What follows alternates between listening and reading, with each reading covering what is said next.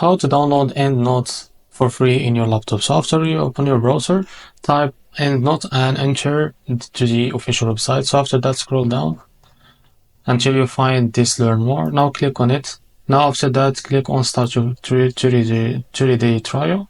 Now after that, fill your information.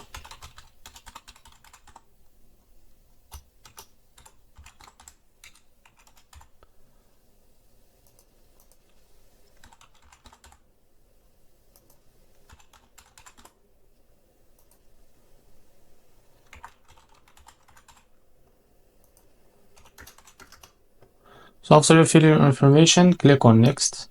Now after that, you need to fill your credit card information. I will enter it and I will get back to you.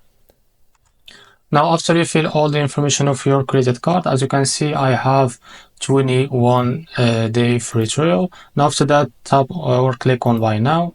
Now as you can see, they will verify the payment. Now after that, go to your inbox, email, and refresh it. So as you can see, I received this.